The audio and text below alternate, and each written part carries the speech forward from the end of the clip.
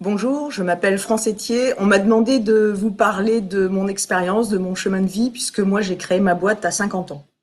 Alors je m'appelle France Etier, je suis mariée, j'ai 4 enfants, 10 petits-enfants. Je vis dans un village au sud de la Bretagne. J'ai été pendant 24 ans kinésithérapeute en libéral. Donc en fait, j'ai jamais été salariée de ma vie. J'ai été 24 ans kiné en libéral. J'aimais beaucoup mon métier, mais c'est vrai que je trouvais ça un petit peu linéaire. Et je me disais que finalement, j'allais aller tranquillement jusqu'à la retraite en faisant un peu la même chose. Alors, on a eu ce projet à deux. C'était un peu comme, vous savez, ces fous qui vendent tout ce qu'ils ont et puis qui achètent un bateau et qui vont faire le tour du monde. Nous, ça a été un peu ça. On a tout vendu et on s'est dit, enfin tout vendu, nos boîtes, enfin nos entreprises respectives, même si c'était une profession libérale. Et puis, on s'est lancé à deux. On s'est mis dans notre grenier et on s'est dit on va créer une boîte. C'était vraiment, c'était le premier défi, c'était de travailler en couple. On avait envie de se retrouver, on avait envie de faire quelque chose ensemble. Au départ, on avait une vision un peu pépère de l'entreprise. On allait créer notre petite start-up. L'ambition, c'était quand même de se sortir un salaire à chacun au bout de 6 mois, 1 an. L'idée, ça a été de créer une plateforme de psychologues. Alors, on avait fait une thérapie l'un et l'autre, on était assez proche de la psychologie, on s'est dit ça serait bien d'ouvrir ça à tout le monde parce que je trouve que la psychologie, ça ouvre des horizons, ça fait grandir, ça permet d'aller plus loin. Donc, on a créé une plateforme de psychologues. Ce qui était innovant, c'est qu'ils étaient visibles sur Internet. On pouvait choisir son psychologue, on pouvait le rappeler quand on voulait. Et ils étaient présents 24 heures sur 24. Et il y avait cette espèce d'instantanéité. Je vais sur le site, je choisis mon psychologue et je peux l'appeler. Notre business model, et qui n'a pas changé, c'était de travailler avec des psychologues qui étaient indépendants, qui sont indépendants d'ailleurs, en collaboration libérale, ce qui nous permettait d'avoir peu de frais de structure. Donc, on travaillait dans le grenier, on n'avait pas de salaire, des psychologues en collaboration libérale, ça nous permettait de tenir un petit peu. Bon, les débuts, ça a été vraiment compliqué quand même, parce que c'est vrai qu'on n'avait pas de salaire. On a beau dire, il y a quand même beaucoup d'argent qui sort et pas beaucoup qui rentre. Au bout d'un moment, au bout de 2 ans, la carte bleue répondait plus. On commençait à lorgner sur les croquettes du chat. L'entourage nous disait bon alors vous arrêtez quand votre petite connerie, etc. On a commencé à emprunter à droite, à gauche, et les banques se sont pas gênées pour continuer à nous mettre la tête sous l'eau. Alors très très vite, parce qu'on prend les décisions assez vite, on a décidé de changer notre fusil d'épaule. C'est-à-dire qu'au lieu de s'adresser au grand public, on va s'adresser aux entreprises. Donc c'était il y a 8-9 ans. Et là, on commence à décoller. On a 1 contrat, 2 contrats, 3 contrats et 1 salarié, 2 salariés. On touche le nirvana, là, carrément. Et puis, on déménage dans des nouveaux locaux et notre banquier peut retrouver le sommeil. Et au bout de 10 ans, on est devenu, au niveau des risques psychosociaux en entreprise, les leaders au niveau de la plateforme de psychologues. On a 26 salariés en fonction support. On est toujours en Bretagne. Donc, on n'est plus dans notre grenier, mais toujours en Bretagne. On a une filiale en Angleterre et on prépare notre 3e déménagement. Et puis, on a surtout lancé 15 embauches d'ici le mois d'octobre parce qu'on a vraiment, vraiment besoin de ressources. Alors, donc, c'est notre petite entreprise de grenier devenue Proconsul Group avec 3 pôles. Parce que on a bien compris qu'une petite start-up, ça ne peut pas s'arrêter. C'est un peu innover ou périr. Donc, on garde notre plateforme. Un premier pôle, c'est notre plateforme historique de psychologues. Alors maintenant, on a 105 psychologues sur la plateforme. C'est des interventions en entreprise, des cellules de crise, de l'aide à la résolution de conflits, des formations. Notre deuxième pôle, c'est Géopsy. Alors, Géopsy, on va restructurer un petit peu tout ce qui est offre pour le grand public et avec la possibilité aussi de faire venir un psychologue chez soi. Donc ça, c'est complètement innovant. Ça n'existe pas du tout en France. Je ne crois pas en Europe non plus. C'est un peu le Uber Psy, mais on ne veut pas dire ce mot-là parce que ça passe pas très bien en ce moment. Et ça va être relancé parce que ça a été déjà lancé, mais ça va être relancé avec une campagne de pub importante avec Olivier Delacroix comme égérie au mois d'octobre. Et ensuite, on a créé le Lab Bretagne parce que on avait un peu envie de s'amuser avec les nouveaux outils. Notre façon de travailler, c'est vraiment dire, c'est les outils numériques au service de l'humain. On remplacera pas les psychologues par des outils numériques, mais on va aider à la mise en relation avec des psychologues grâce aux outils numériques. Et donc, le Lab Bretagne, on travaille avec la société Altermind et surtout avec Aurélie Jean, qui est vraiment un cadre au niveau de l'IA et de l'algorithmique. Et on est en train de préparer tout ce qui est diagnostic, pré-diagnostic en entreprise à base d'IA. Et puis en même temps, on fait une levée de fonds pour accroître encore notre développement. Donc on a une levée de fonds en cours et on prévoit aussi un développement à l'international plus poussé en 2021 grâce à des très bons contacts qu'on a pris au CES de Las Vegas. Bref, moi je m'amuse beaucoup. Je voudrais vous parler un tout petit peu du Covid. Alors évidemment, je ne vais pas pleurer parce que nous, on a complètement explosé au niveau du Covid. Nos équipes étaient en télétravail, mais ils ont tous travaillé comme des fous et nous aussi.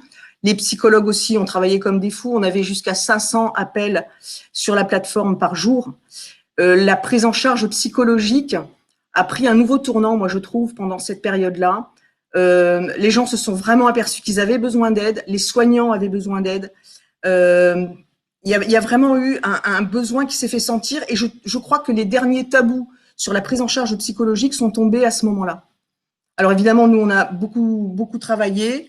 On a offert des packs de prise en charge et de consultation pour des gens du grand public qui étaient vraiment en grande détresse. On a offert à BPI aussi pour BPI Excellence des prises en charge pour certains de ses dirigeants. Enfin des dirigeants des entreprises de BPI Excellence. Et on est en train de voir justement avec Patrice Béguet pour remettre de nouveau un pack à leur disposition pour tout ce qui est la période du rebond, où il y a aussi des entrepreneurs qui vont avoir besoin de cette prise en charge. Alors, qu'est-ce qui m'a boosté pour créer mon entreprise à 50 ans c'était important de travailler à deux. Nous, vraiment, on peut dire que on ferait pas ça l'un sans l'autre. C'est important d'être deux. Pour les futurs créateurs, je dirais être deux en couple ou être deux en associé ou être deux en copain, c'est bien. Pour moi, personnellement, j'avais envie de remplir un sac. Je me dis qu'il y a un jour, la vie va s'arrêter et on va me dire qu'est-ce que tu as dans ton sac. Et j'avais pas envie de dire, j'ai fait 34 ans ou 35 ans de kinésithérapie. Ça me paraissait un petit peu faible dans le sac. Et je me suis dit, on va le remplir un peu. Bon, mais ça, c'est personnel. Je me dis que la vie est courte. Je peux plus me le dire aujourd'hui à 60 ans. Ah oui, et mon mari à 70 ans. Donc, en fait, on a des projets d'avenir pour les 30 prochaines années. Mais aujourd'hui, on n'est pas des perdreaux de l'année. Pour moi, personnellement aussi, je me dis qu'il y a des défis à relever. J'ai un petit drapeau à aller planter en haut de l'Everest. J'ai adoré, l'année dernière, j'étais à Bercy, au Big de BPI France, et j'ai entendu le pitch de Claude Perdriel. C'est le PDG des Sani-Broyeurs SFA. Bon, ça fait pas vraiment rêver les Sani-Broyeurs, mais ce mec est juste génial, quoi. Il a 94 ans. Et il parle du futur, il parle de l'avenir, il parle de ses projets. Et pour moi, c'est vraiment, c'est une figure rayonnante. Ce qui me fait avancer aussi, c'est la disruption. Depuis que j'ai découvert ce mot, je m'amuse beaucoup.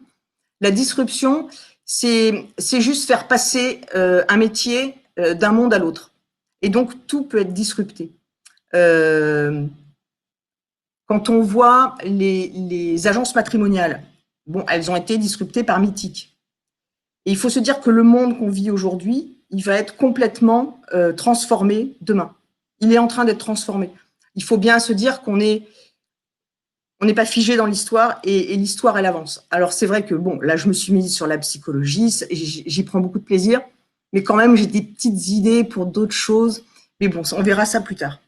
Donc, la disruption, c'est vraiment un jeu. Et avec mon mari, le soir, on s'amuse à se dire, tiens, si on disruptait ça.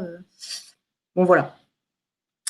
La gouvernance bicéphale aussi, c'est sympa parce que à nous deux, on a 80% des actions de notre entreprise, ce qui fait qu'on peut prendre des décisions radicales en 10 minutes. En principe, on est d'accord. Bon, il arrive qu'on ne soit pas d'accord, et quand on n'est pas d'accord, on vote. Mais en principe, ça se passe bien. Quels sont les avantages d'être un créateur d'entreprise senior? Alors déjà, pour moi, c'est clair. Je pense que j'avais quelques décennies d'envie de créer, de créativité qui étaient entassées. Et donc, quand c'est sorti, ça a été assez explosif. Ouais, c'est vraiment cette envie qui a été contenue pendant des années, ce que n'ont pas les petits jeunes qui sortent des écoles. Mais bon. Quelque chose d'intéressant aussi pour les seniors, c'est qu'on n'a plus d'enfants qui nous réveillent la nuit. C'était un petit peu cette chose-là qui nous a fait démarrer, en fait. Une fois que les enfants sont partis, on s'est dit, maintenant, on va pouvoir s'amuser. Bon, c'est pas très sympa, ça fait un peu égoïste, mais c'est vrai que c'est comme ça que ça s'est passé. Nos enfants étaient casés. Et puis, il y a aussi les conseils de prudence de la famille. Ça, de toute façon, que vous soyez jeune, moins jeune ou carrément senior, ce genre de conseils, vous allez les avoir. C'est-à-dire, qu'est-ce que tu vas t'emmerder alors que tu as un bon boulot qui rapporte bien, vous avez une maison, il va peut-être falloir la mettre en vente. Ce qui a été fait d'ailleurs, elle n'a pas été vendue, mais tant mieux. Mais vous allez peut-être être obligé de la mettre en vente, vous allez creuser des dettes, Et on a un âge où vraiment, ce que peut dire la famille et les amis, ça nous passe mais très très haut au-dessus. Donc on n'en a absolument pas tenu compte. Ça me paraît aussi un des avantages du fait d'être senior. Et puis donc aujourd'hui, notre particularité aussi, c'est qu'on a envie de susciter l'envie d'entreprendre chez les jeunes générations. Donc on intervient pas mal tous les deux dans des écoles, sur des campus, dans des séminaires où en fait on dit, on montre un peu notre chemin de vie à des jeunes, on leur dit qu'on ne naît pas entrepreneur, on prend un piolet et on attaque la montagne. Il n'y a pas des gens qui sont nés entrepreneurs et des gens qui ne sont pas nés entrepreneurs. Je crois que la différence entre ceux qui entreprennent et ceux qui n'entreprennent pas, c'est la peur. Quand on a peur, on n'entreprend pas. Quand on n'a pas peur, il n'y a plus de limite, on n'a plus d'horizon en fait. On n'a plus d'horizon. Et en fait, quand ils nous écoutent, ils se disent, si les deux vieux là, ils y arrivent, ça ne doit pas être trop difficile. Donc voilà, je pense que ça leur donne envie d'essayer et puis envie d'y arriver.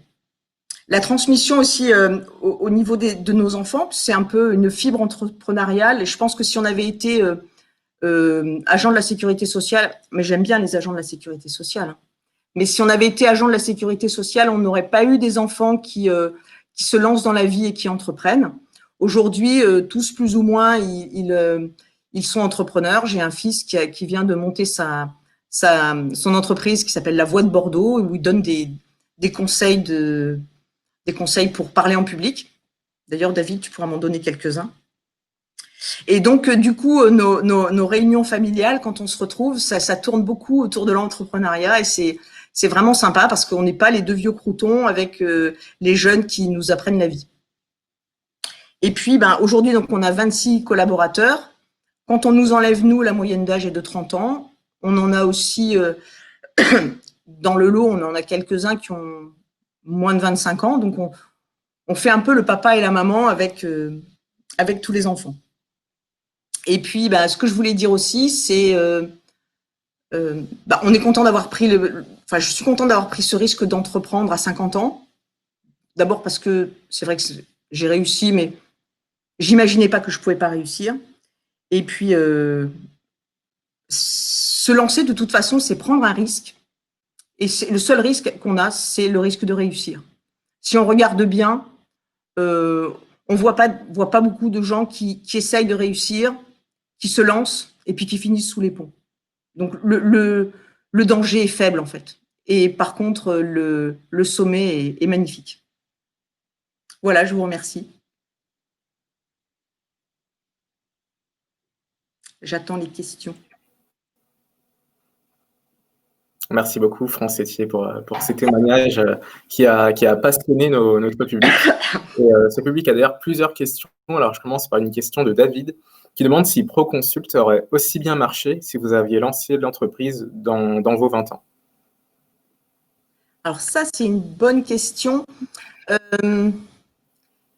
Je pense que le manque de financement et le manque de trésorerie au départ nous aurait peut-être arrêté. Parce que on a vraiment les 2-3 premières années.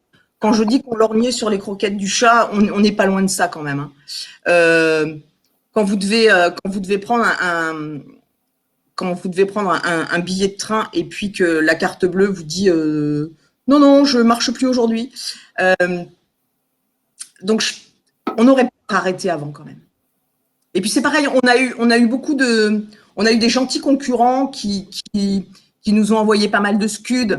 Par exemple, comme on était la première plateforme où on voyait les psychologues, on voyait les photos des psychologues et on pouvait choisir son psychologue pour pouvoir l'appeler.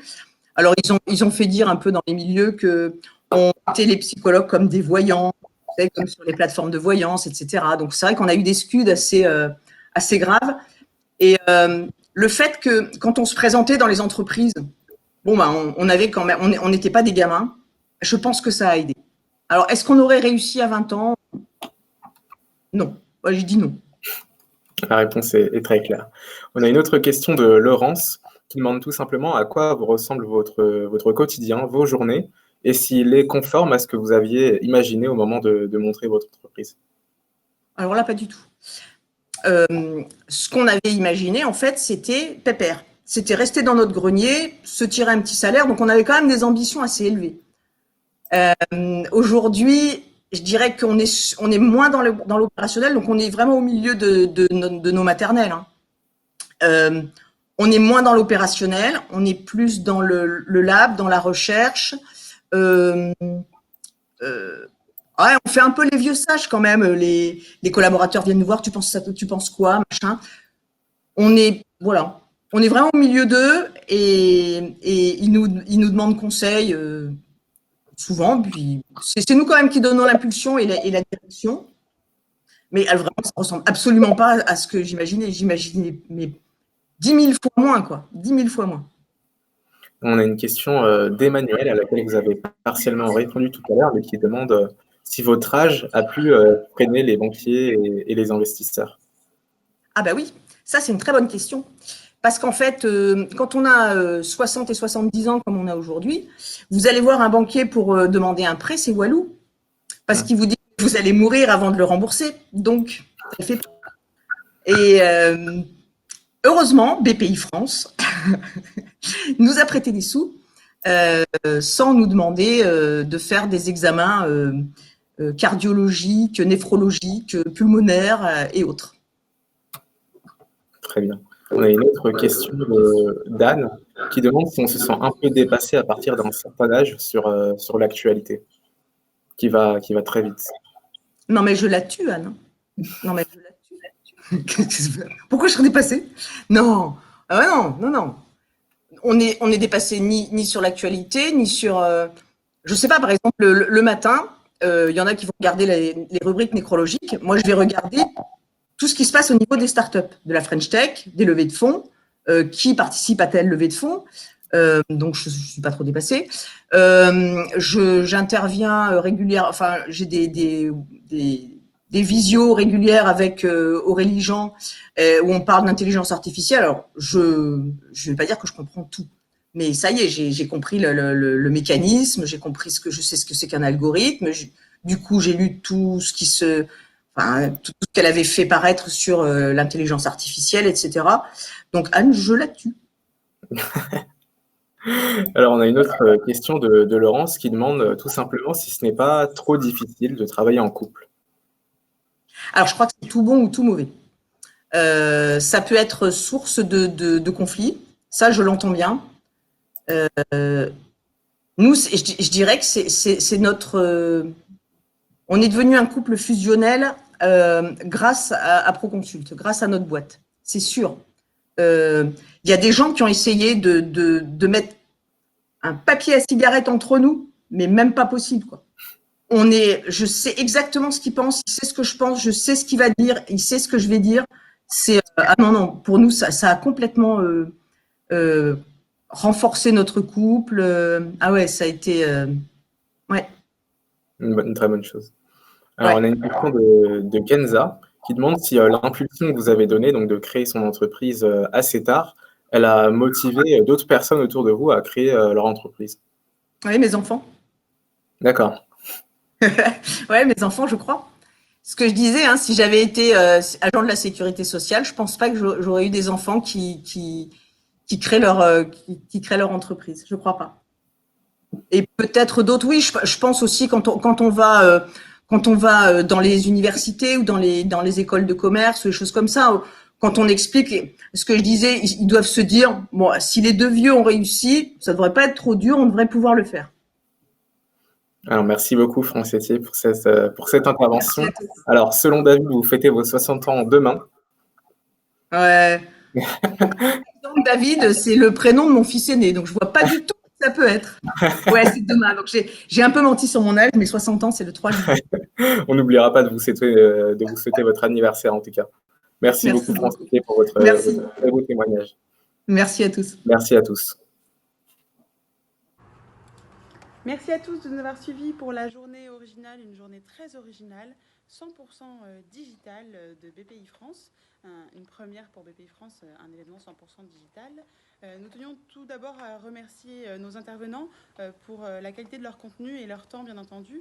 Merci également à toute l'équipe pour l'implication sur cet événement. Nous sommes dans les backstage, dans les coulisses, donc vous voyez un petit peu la salle de production. Nous avons François, Audrey, Jason, Alexandra, Alicia, Nora, encore en backstage, il y en a d'autres, Thierry, Mustapha, enfin et plein d'autres. Merci à vous tous d'avoir contribué à cette journée originale. Nous sommes ravis de vous offrir du coup le replay dès demain sur la journée originale. Vous pourrez retrouver le replay, les partager et les re-regarder si vous avez besoin, bien entendu.